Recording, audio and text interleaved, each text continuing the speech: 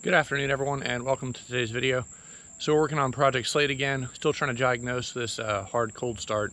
It's really not a cold start necessarily. I'd say it's more if it's sitting for basically more than an hour, there's going to be some kind of problem. So let me go ahead and show you what's going on.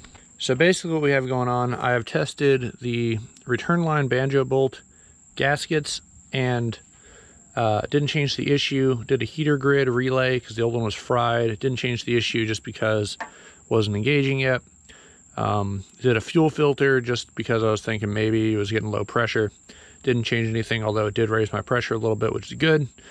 So what I'm thinking right now, there is this. So this right here, this banjo bolt, see if I can get you a better angle. So this bolt right here is actually the fuel return check valve. So what happens is fuel goes in this one and does magic in there, and then the excess pressure is pushed out of this one.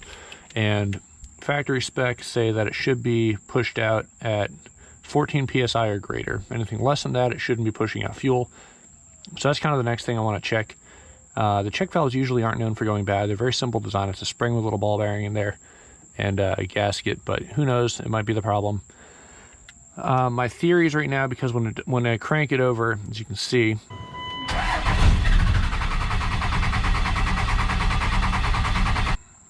so you can see how it catches for a second and then it has a long crank. So I'm really starting to think that it's getting air in the lines, whether it's possible this line right here, which is what goes to the pump in the back, it could be letting a little air in, and this is the highest point because it drops all the way down to the pump in the back. It could be creating a little air pocket in here, or it could be seeping out of this return line and going to the rear. So the more I'm learning about the way these things work, there is no other check valves in this return system, so it's only this one. And the one at the back of the head doesn't have a check valve, so it being leaking back there, I don't believe would actually cause any hard start issues, just because it's literally a line that just goes straight down and then goes into the return. There's no like check or pressure that it's supposed to hold back there. The pressure is held in between this return line and all the hard lines with the injectors themselves. So if the injectors are leaking or an O-ring is leaking, that can also lose pressure on the high side, creating an air pocket there. So that's pretty much my only two areas left to check. So we're gonna go ahead and do the, we're gonna do this fitting real quick right here. It should be pretty easy, just a bolt on here, pop it out. I have new gaskets already because I had them for the return banjo on the back. And we're gonna take it down to an air compressor, hook it up, and make sure that it opens when it's supposed to and closes when it's supposed to. So that's pretty much where we're at. I'm gonna go ahead and pop this off real quick and we'll see how it goes. All right, so this is it. As you can see, it's got a little bearing in there. And yeah, so something interesting, I don't know if you saw that, almost no fuel leaked out of there. So I'm gonna hold that as being kind of promising, that there's probably some air, because that whole thing, I mean, in theory, it's supposed to have fuel in there because it's supposed to hold pressure. So allegedly, I'm new to Cummins still. I'm trying to figure this out, but for the gasket, these are both our gaskets right here. So that to me is very interesting. I'm gonna go ahead and let's walk down to the air compressor and see what happens. Not 100% sure how that works, but hey, let's go check it out. It might be propped open in all honesty, which would be honestly great. So let's go walk down to the compressor and see what happens. All right, so we're from air compressor real quick. I'm just gonna open this up and we're gonna set it, the lowest setting that it shows for sure is 20, and then 0, so we're just gonna go for a very little bit. Let's do, yeah, we'll see if that does anything. Not much.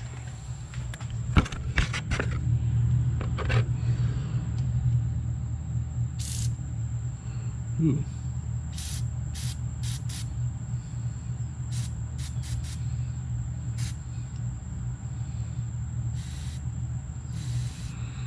So you can see we're well below, and air is leaking right out of there. See those bubbles? That might be our problem, guys. Hell yeah. All right, guys, so what I'm gonna go ahead and do, I'm gonna order a new check valve, and we'll pick up with this video once it comes in, and hopefully this is the problem. I'm really holding that hope. So this thing is definitely supposed to not let air out before 14 psi, or in fuel in real reality, and it's doing that. So I barely need anything, and I think it's honestly just letting it leak straight past. So that's basically draining my system, and I have an air pocket. So fingers crossed this is the problem. So it's been a few days. I went ahead and ordered a new check valve from Gino's Garage. Best place that I could find a price for it. Came out to about 44 bucks, including shipping. That was for this, and then it came with two sealing, I guess, crush washers. A little different than what I was expecting. The ones on there prior were rubber and metal, so we'll see how this works out. But as you can see, this is it. Nothing too crazy. That little hole right there, so it does let, I believe from what I understand, it is to let air out of the system. However, I went ahead and covered it up, did the same air compressor test, and this one did not let air past below 14 psi. So that's good. I guess the other one was worn out. Hopefully this is the problem. So let's go ahead and throw it in and see what happens. So this is going to be super simple. All we're going to do is just take this, take one of these washers, throw it on top. Just going to go through the valve right there, in case you haven't seen it yet, right here.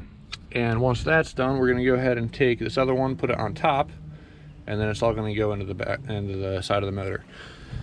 So pretty straightforward. That's what we're going to go ahead and knock out real quick. I think I'm going to try and have this loose and make sure that it does bleed everything out if I can. I don't know if air is now backed up in this line or not, because there's nothing really holding vacuum on this side.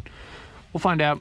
So I'm going to go ahead and throw it in and all right, so as you can see, there it is right there. I went ahead and ran the fuel pump a little bit just to make sure that I got a little bit of fuel through there. When I pulled it back out, I could feel underneath there was a little bit of drippage. So hopefully I got some of the air out. I'm gonna let it run a little longer before I actually try and crank it. And then torque spec for this is 24 foot-pounds. So that's pretty much it. That's all we needed. Very simple setup. I'm gonna go throw everything away real quick, and then we're gonna just crank it over.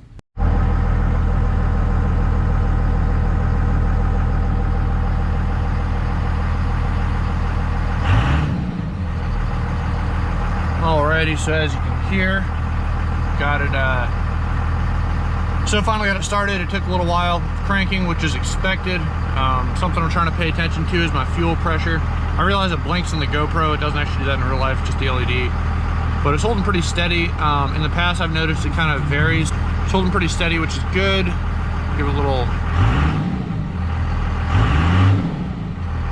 few revs. So we're gonna find out in a few hours pretty much if this is the problem or not. So the general symptoms I've been getting is once it sits for a little while, trying to start it back up and I have problems. So that's what we're doing. So it's been about 2 hours or so. I'm gonna go see what happens.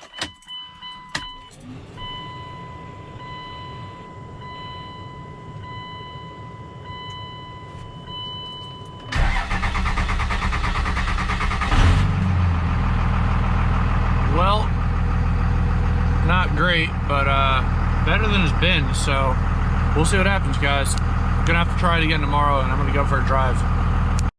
Let's give it a shot. It's now the next day.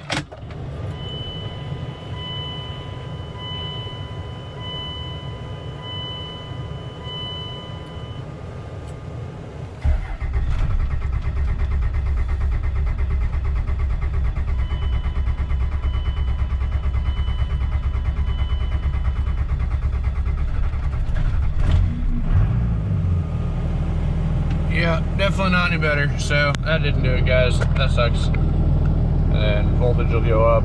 As you can see, and that check gauge is off. So yeah, that wasn't it. On to better, bigger and better things. Yeah, it is what it is, guys. Okay, so as you guys can see, that was obviously not the problem. I probably didn't wait long enough to start it up to begin with. However, it should have been long enough, and it shouldn't have done that. So it's basically the same problem I've been having. When I got back from work today, I went ahead and tried it again. I waited probably about a good 30 seconds, 35 seconds, and did the same thing. I started, well, it didn't start. It cranked, it caught, died, cranked for a while longer, and then started again. So it's pretty much the issue I've been having. The more I think about it, and the more I've been reading on this, so again, I'm a diesel noob here. I'm not really 100% sure what I'm doing with this stuff. I'm just kind of reading stuff, applying it, doesn't work, trying the next thing. So the more I'm learning about this, I'm realizing that that little vent tube on the side of the banjo bolt is probably going to let any fuel, after it sits for a while, out anyway. So it's not really meant to hold pressure necessarily like I thought it was. It's more of a way to, I guess, bleed air, and also it should be still, there should still be fuel in the return line post that, that fitting. So that leads me to think there's still, well, there's got to still be an air leak somewhere in this thing. So the next thing we're going to go ahead and check out is there is a T-fitting. So the back of the banjo bolt, the banjo bolt, the back of the head, those seals I did, and the return line, which we just did for the VP44, is also done with new seals. So those two both lead to a T-fitting, which uses rubber grommets, and that's pretty much where we're going to go next to check out this fuel issue. That's the last real common low pressure side leak spot that I'm aware of. If it's not that, then I need to follow the rest of the lines closer than I have. I've looked pretty close, but I need to really like follow them as close as possible and make sure that there's no other problems all the way back to the tank. If it's none of those things, then the next thing that it really could be, there's a potential that it is the lift pump side. It could be bleeding back to the tank that way. It's possible. It's a couple years old air dog system. Some of them have been known to have issues. Whether this is one of them, it's hard to say. I really think it's unlikely, but what I'm going to do there is I'm going to get some clear tubing and replace the current line with some clear line temporarily, just to see if there's any air bubbles going up to VP44. So that's something else I want to check out. If the return line and that feed line both check out good and there's no air that I can see getting in there, the last thing to check that's going to be relatively cheap is the fuel crossover tubes on the high side.